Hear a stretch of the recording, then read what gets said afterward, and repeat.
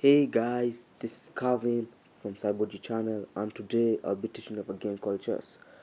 Chess is a game played by two players, excluding 4-player chess, and each player has his own set of pieces. In this case, the white pieces and black pieces, and it's all played on a square chessboard of containing 64 squares. And I'm here tonight to show those who don't know what this game's all about. Chess, like any other board game, has quite a number of rules, and that's what I'll be teaching you today: how the pieces move, the values, and how the board is arranged. So let's begin. So guys, as I mentioned earlier, this is the chessboard. So a chessboard is a square board consisting of 64 chess squares, numbered and well put out according to files and ranks. Ranks are well put out by use of numbers, in this case the first rank, the second rank, the seventh rank, and the eighth rank. As you can see, the files are well put out by the letters A to H. As you can see, the A file, the H file. So in short, what I try to mean is that the files are horizontally while the ranks are vertically placed. And in this case, just a tip: when you're arranging a board, make sure the right hand side is lying on the corner light square. So guys, in this I'll now be taking you through the chess pieces. So I know you've heard about the queen, the bishop, the rook, the knight, and the pawn. So I'll be explaining to you each in detail so that you can get to understand whatever I'll be telling you. So guys, this little man, he is the pawn, and as you can see, he's too tiny but can do quite a good things in the board. So they're all arranged in front of the other pieces. So the pieces are arranged on the edges of the ranks. In this case, white pieces on the first rank, black pieces on the eighth rank. Then the pawns follow on the second for white and the seventh for black. So for the pawn, the pawn moves in a straight direction. So in this case, it being in its certain position, it can either go here or can even decide to go here. It's its choice. But after getting away from its original position, in this case, let's say it's somewhere like here, it can't skip any other square like when it was in its initial position. So it will have to continue one by one. So how do you think this piece is effective? In case it's picking up any other piece, let's say gobbling up a rook, it has to be something like this. It has to be diagonal, in that I'm not able to do something like that. And for those who don't know, the piece value of the pawn is only 1 point. So it isn't that valuable, but as I told you, it can be of help.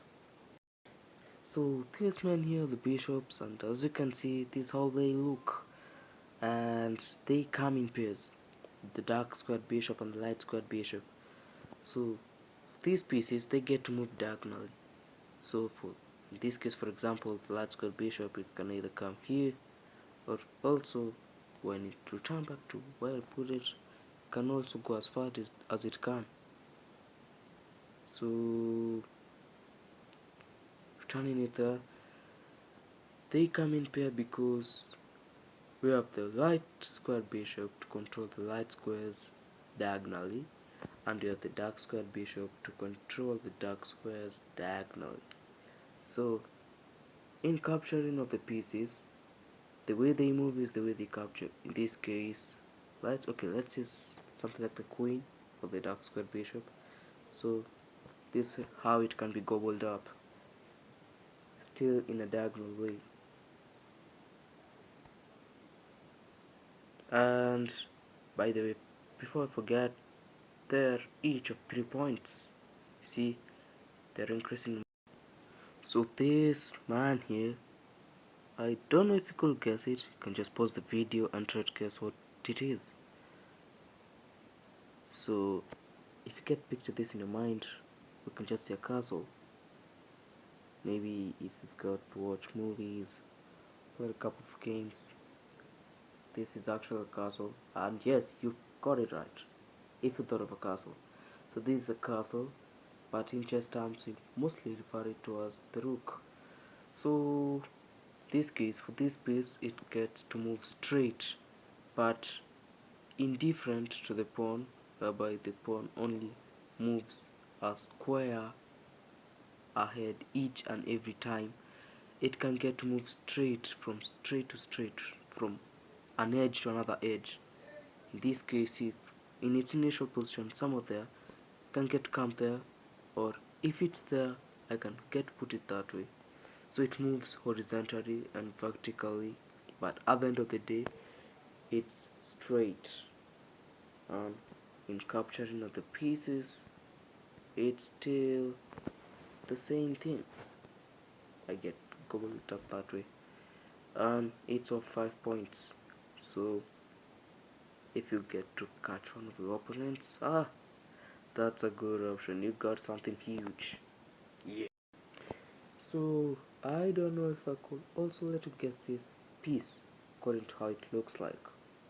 So this case, I know you've seen something right here looking like a crown. We can maybe call the king or the queen, but I think if you are far of more experience to, let's say, books on more learned about these royalties and their crowns, you've well identified this one as the queen's crown. So this piece is the queen. So a queen is a mixture of a rook and a bishop in terms of movement. So this case, a queen can get to move straight as the rook, but it can also get to move diagonally. This case, you can get there, can also move here. So unlike the bishops, it can change its square of color when moving diagonally, but not moving diagonally. It must move straight to a dark squared, then now can control the dark squares diagonally. So it has the same limitation as the bishop, whereby it can't move to a light square diagonally, it can only move to a light square straight, horizontally or vertically, and capturing the paces is still in the same way. Now, think you know what this is? Yeah, now this is the king. So for king, I forgot to tell you about the piece value of the queen. It's a very huge piece of high value. It's of 9 points. But I'll show you the king's value just after I explain about it. So for the king, it also has the same way of movement as the queen, but unfortunately it's only restricted to a square at a time. As the pawns, in this case, if I'm to move it diagonally, I can only move it a square ahead. I can't skip a square, go 2 squares ahead or above, just like what a bishop does. So that's illegal, and I mean it, illegal. So it can get moved straight per square, or it can also get moved diagonally per square. It can't, as I told you, it can't move in a way, it can't skip a square, or let's say it can't go 2 squares ahead and above, whether diagonally or straight. So that's illegal. So it also can't come this way, for this is illegal. So it can only maintain those few squares. So let's give it an example. So if this king is placed on this certain square, you can get to move it in these directions.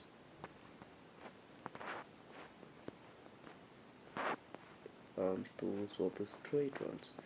So in the diagonal ones, I can get to move it to this square, that square, and this square. if it's diagonally from here, those four squares I showed. So as I told you, the piece value of the king is quite shocking, and its piece value is 0. So I know you're asking yourself, then why pick it? And that's a good question. So think from your mind to tell yourself to not pick the king. And this is the reason. A chess game can't be run without a king. And so when the king is off, there's no game. That's what I'm trying to mean.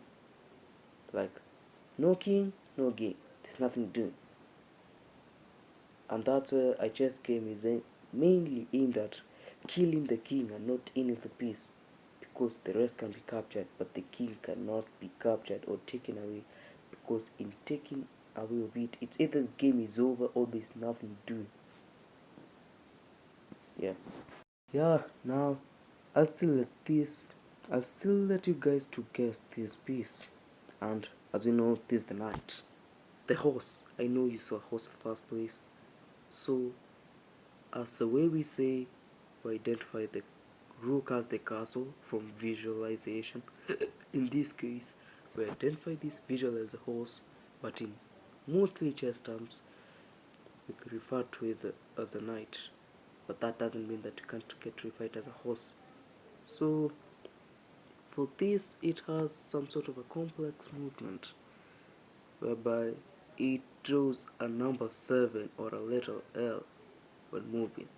So in this initial position, a knight can get to move to this square. So I can just count with me 1, 2, then take a corner. So from here from here where it was, it can come here. We can also use the same principle once again. So from each square 1, 2, 3, then take a corner either this side or this side. So in this case, since I already showed you this one, we can take this one. So that's how it moves. And it can also take a corner from right immediately from its first square. In this case, 1, 2, 3, 4. Or 1, 2, 3, 4. Yeah. So, and it's also 3 points. And in capturing a piece, still the same way as I showed you. Sorry. So 1, 2, 3, 4. No. Sorry. 1, 2, 3, 4. Don't know. It's refusing that. Yeah, that way. So I'm giving you a little test with the pawns. So I want you to use the white pawn to gobble up all those black pawns as I taught you.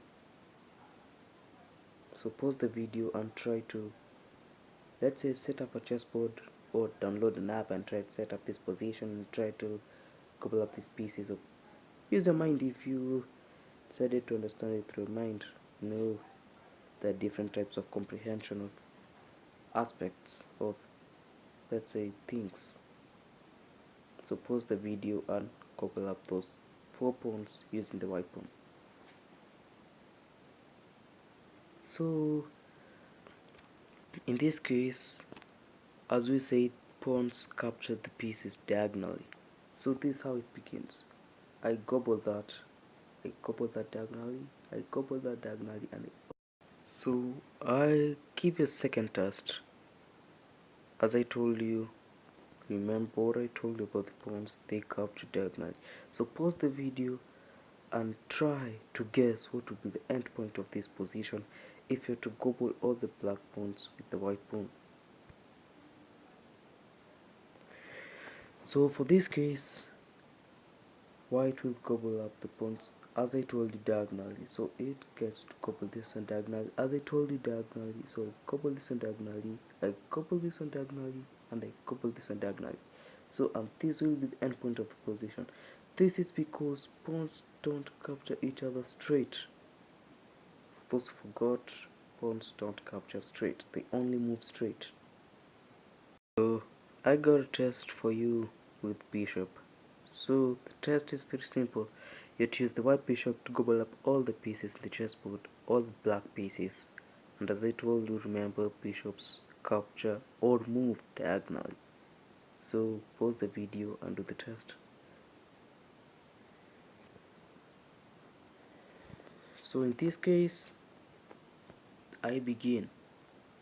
I gobble up the rook diagonally, diagonally, diagonally, diagonally, diagonally, and diagonally. For those who saw that, congratulations. Otherwise, I hope this is a learning experience and not a competition. Remember, you just learn in the game. So guys, once again, now this for the rook. So I want you to use the white's rook to gobble up all the black pieces on the board to capture them.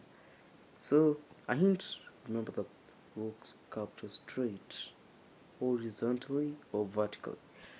So pause the video and do the test. So in this case, the white rook begins with the black rook, capturing it straight, then the knight, then the pawn, then the knight, then the rook, then the bishop. Right up use the queen, so I want you to use the queen to gobble up all the black pieces on the board. And this time I'm not giving you a hint, sorry. So pause the video and try to remember what I told you about the queen. And a tip of help, don't move backwards with the video and try to check on the movement of the queen, not unless you've forgotten completely. But if you think it will be wise for you to think it right from here, I recommend that's a good option. So pause the video and solve it. So in this case, the black queen will get to gobble up the bishop diagonally, then the rook straight, then the knight diagonally, the bishop straight, and the pawn diagonally.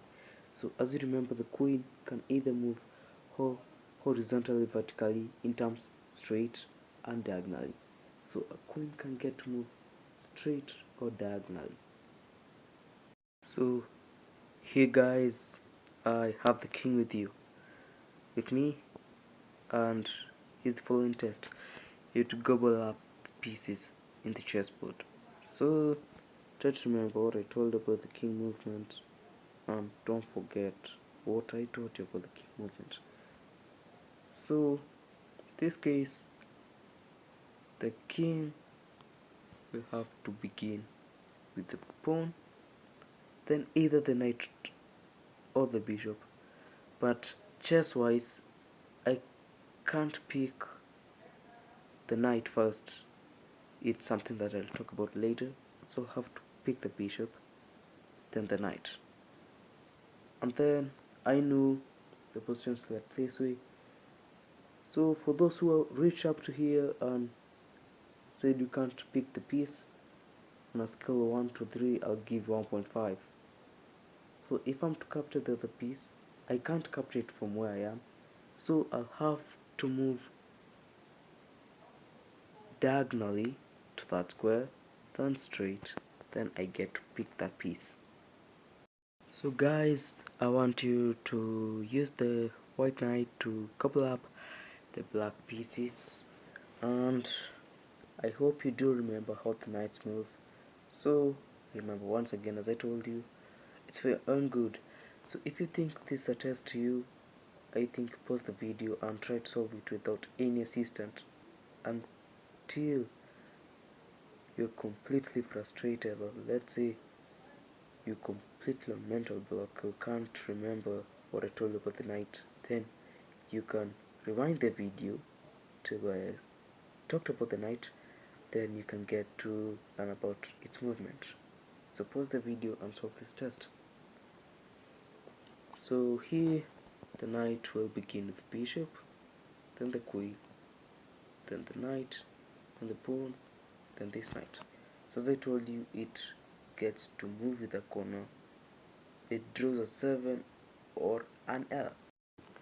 So guys, I want you to Please be with me as I teach about the board arrangement on how a board is set up. So this case here, as I told you, a chessboard consists of 64 squares put out according to files and ranks. So for white pieces, they're arranged on the first and second rank, and for the black pieces, they're arranged on the 7th and 8th rank. So let's begin with the pawns. So the pawns in white are 18 number.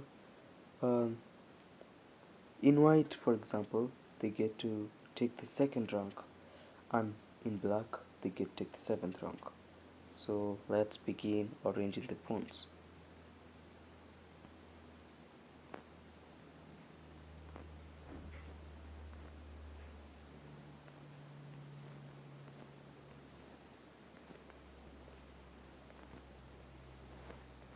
That was for the white side. Let's arrange the black ones.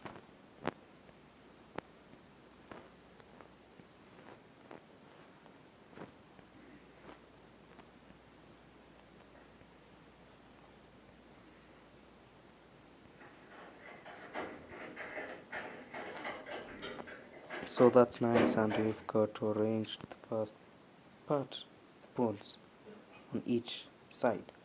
As I said, pawns are arranged on the 7th rank for the black ones, on the 2nd rank for the white ones. So let's go to the rooks. So let me just put it in short. Rooks occupy the corners of the chessboard. So black rooks occupy the corners of the 8th rank, and the white rooks occupy the corners of the 1st rank. In this case, this is what I mean. No, sorry. Yeah. And that's for the rooks. So let's go to the knights. So the knights are arranged on the B and G files. So in short, they follow up from the edge after the rooks. But to put this in mind, knights are arranged from B to G in B and G, since they come in pairs as the bishops.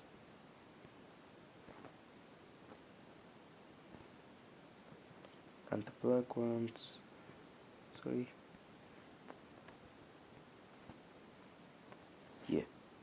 and those are the knights.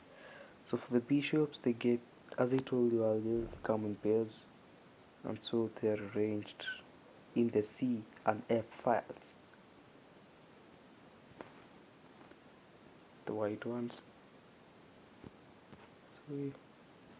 and the black ones. So I know we left out the king and queen, but this is a tip to remind you. I'll just use one piece that will explain about where it's placed and where the other one is placed. So a tip to remember: a queen occupies the centralmost square of its color. So in this case, a white queen occupies a central white square, and a black one for black. And with that tip, I know you can reverse it in opposite, and that's where the kings are placed: white for black square and black for white square. And that's how the board is set up. So guys, thank you for watching this video. I hope you've learned the game of chess. This was a short intro to chess, and I hope with this you've got to understand a lot more about the game. And I'll be shooting another video explaining more and more about this game. So as you leave, please don't forget to subscribe and like this video, and also share it to your friends who may be ambitious to learn about the game of chess.